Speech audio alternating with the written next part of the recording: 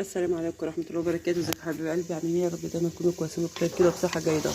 اللهم صل وسلم وبارك على نبينا محمد وعلى اهله واصحابه اجمعين.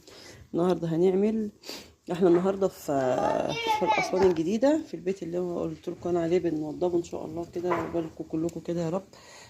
فاحنا في الدور الارض هنا شايفين الدنيا عامله ازاي. ده كل ده هروقه دلوقتي وهنكنس. المهم يعني هنعمل دلوقتي اكله ايه. بصوا هي زي كبسه ومش كبسه. ازاي؟ بصوا انا هعملها زي الكبسه، بس طبعا عشان مش معايا مقادير الكبسه قوي في البيت يعني، فانا حطيت هنا بصلايه اهيت وطماطمتين ماشي وشوربه دجاج وايه، وهننزل باللحمه وهنشوح كده مع بعض اللحمه. بسم الله الرحمن الرحيم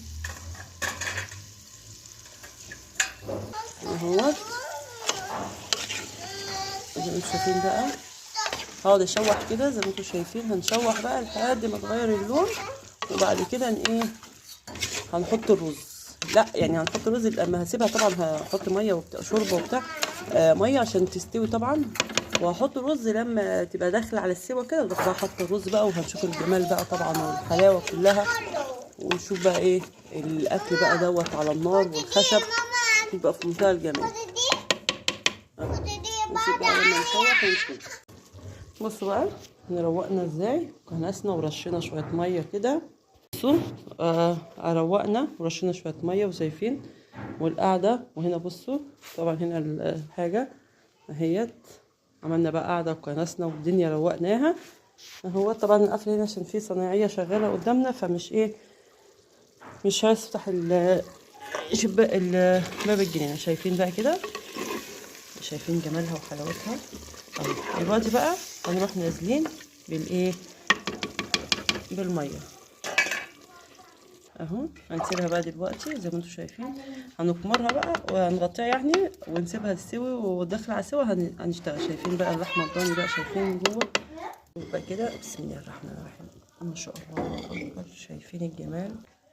شايفين طبعا اللون ده التوابل. عايزين بقى نشوف كده اللحمه هي دلوقتي داخله على السوا. يلا بقى نحط بقى الرز كده نرميه عليه كده بشوربتها ده وجماله ده ونشوف.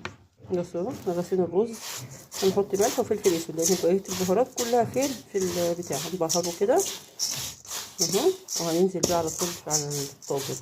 بسم الله الرحمن الرحيم بسم الله الرحمن الرحيم اهو. بصوا ما شاء الله ما شاء الله.